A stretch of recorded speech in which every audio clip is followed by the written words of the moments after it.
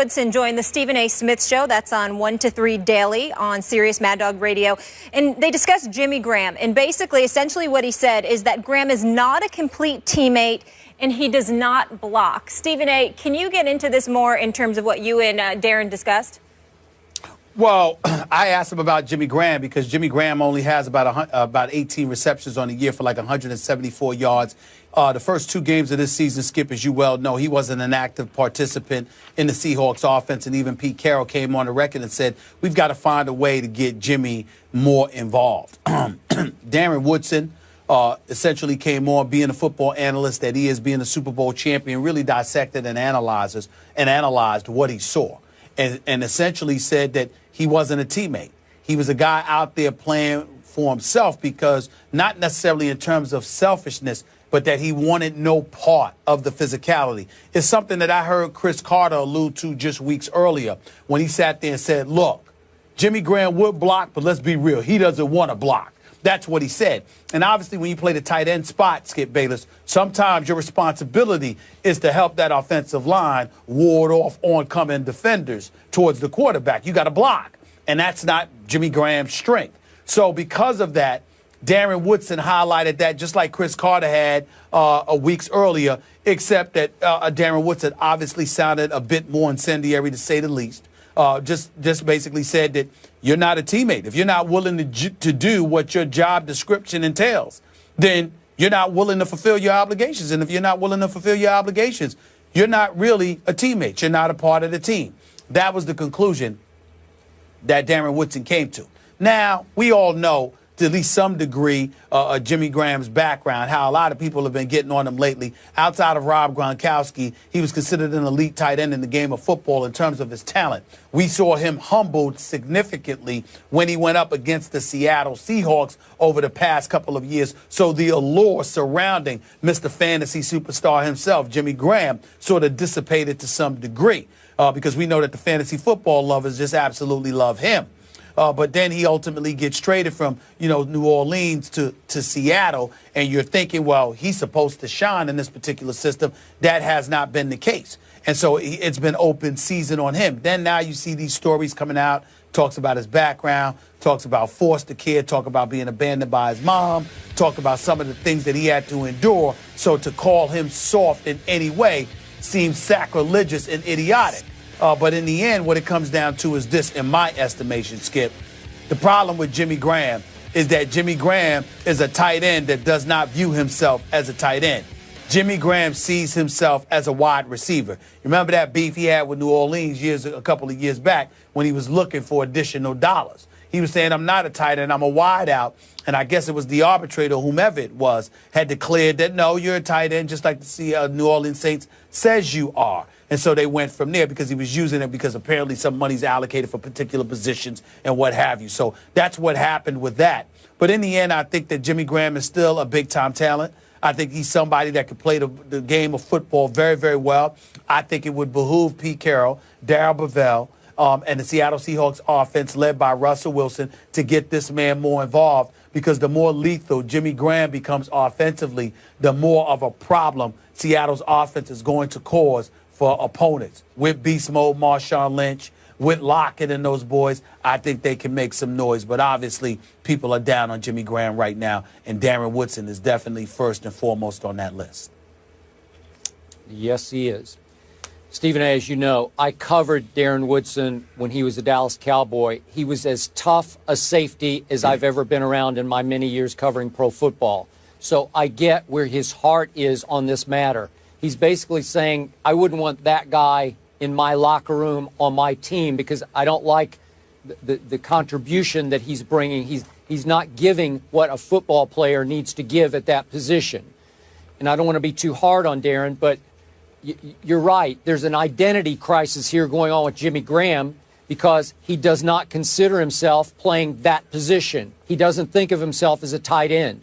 Remember, at University of Miami, he was more basketball player than football player. He played all 4 years of basketball, only 1 year of football.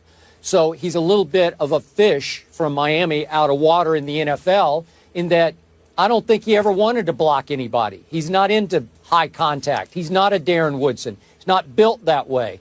And so I ask all the analysts, what did you expect of him? Because you made the point, Stephen A., as they went through arbitration.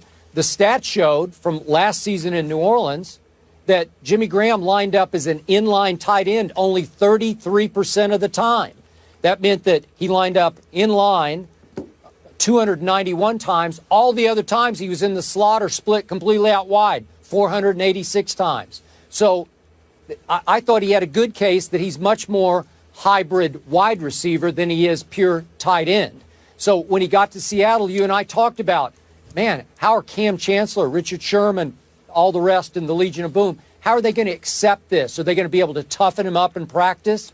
Well, so far, not so good. Now, do they resent him? I don't know. I don't have any idea. But he's so far having a hard time fitting into the Seattle offense, and it may be a little bit because there's some resentment that he doesn't do the dirty work, as Darren Woodson said. But I don't think he's capable. I don't think he's built to do the dirty work. I think they just have to accept him for what he is and isn't. Well, I think they have to remember the number one reason they brought him to Seattle. Bottom line is they didn't bring him to Seattle to block. I understand that's part of his responsibility, but they didn't bring him to Seattle for that. They brought him to Seattle to catch the football. They brought him to Seattle to be their version and the NFC's version of Rob Gronkowski, because we all know as it goes for tight ends, he may be the closest thing to Rob Gronkowski out there in terms of route running and catching the football from the tight end slot. If they utilize him effectively, none of this is an issue. I promise you. The Legion of Boom is going to look at him and his ability to elevate Seattle's offense, and they will gravitate to him in a heartbeat. But you don't ask a guy like that to block that much. I don't care what anybody says. You just don't do it. Because not only does he not want to, but he's not built for it, okay? He's a big boy, but he's not big and rugged like Rob Gronkowski. He's just tall and athletic. There's a difference. And when you have somebody like that, you've got brawlers and you've got boxers. He's a boxer. He's a finesse guy. He's gifted in skill. I agree. There's no rough and ruggedness to him. He might be internally stronger than they're giving him credit for, but he's not a rough and rugged kind of player. He's more finesse and skilled. And when you know that, you can't put him in a position where you're asking him to be Rough Riders. I do understand, though, where it's coming from. Remember what I told you Cam Chancellor and the Legion of Boom told me a couple of years back? We teach everyone here to attack your fears. Whatever you fear, go out there and do it, because we don't want you doing it. I don't think it's a matter of Jimmy Graham being fearful. I think it's a matter of him feeling like he's not productive unless he's catching the football and making things happen as opposed to blocking. That's part of his problem. Okay. So somebody's going to have to get into his head and modify his mindset to some degree, but at the same time, they're going to have to learn to appreciate the gifts that he brings to the table, because they didn't have it before he arrived. That's why they went out there and got him. Okay, so Stephen A., this is your other Super Bowl team, the Seahawks. They going to win at Cincinnati Sunday? I believe they will. Their offense is giving me no reason to believe that, but I think that they'll come alive and they'll show up for this game. Cincinnati's very good. They're very gifted. You know, I have no faith in them in the postseason, but I think they're legit in the regular season. But they're not going to go undefeated. I think they're ripe to be had. I think that defense is big time, but I think Russell Wilson could do some things against them, and I think the Legion of Boom is going to rattle Andy Dalton. I think as pretty and as nice as he has looked throwing the football, I think he's going to be made to be very, very uncomfortable this coming Sunday. Give me a score. I'm going to say Seattle 22, Cincinnati 20. Really? Okay, so you at least have it close. It's going to be close. I completely disagree with your take. I believe that your Seahawks stole a game on Monday night, short turnaround on the road to Cincinnati. They were very lucky to get out with their, 2-2 life after Monday night. Should be 1-3 going to Cincinnati. We both agreed that we didn't love some of the things we saw offensively. Russell Wilson turned the ball over a couple times. Then the defense giving up a near 91-yard touchdown drive, nearly to end the game. Not a great sign. Cam Chancellor still trying to sort of find his way back into the Legion of Boom. Obviously slightly rusty here and there, though he made a great play that looked like it had saved the game until the bat out of hell play occurred. So I'm going to go with Cincinnati here because I'm starting to believe in the Bengals. I did not even have them in the playoffs, but my eye test is telling me they have a different level of self-confidence this year than I've seen in the past. Last few years, they have roller coastered all the way through the year, and maybe they still will. Maybe this will be the start of a decline. But I like the way Andy Dalton is carrying himself. He seems to be playing with a much higher level of self-confidence than I've seen in the past. So after what they did, just obliterating the Raiders on opening day at Oakland, they went and won at Baltimore. I'm going to go with them. I got a close score, too. I got 21-17 Bengals over your Seahawks. Well, I'm going to tell you this much. Andy Dalton has looked incredibly impressive. He's completing 67% of his passes. He's only thrown one interception on the season and 9 touchdowns. You know, his QBR is at 87, which is really, really great. It's better than most quarterbacks in the league, if not all of them. And then when I look at Giovanni Bernard and Jeremy Hill, I give a lot of credit where credit is due. And, of course, A.J. Green is one of the top 5 receivers in the game of football. And this defense is no joke either. But I do believe, Skip Bayless, that it may very well be too good to be true. Andy Dalton, in my opinion, can't continue to play this way. I could be wrong, but I don't believe it. What I would say is this. I want to give Marvin Lewis, who obviously I've called out on many occasions, I want to give him credit and be fair to him for the outstanding job that he's doing thus far.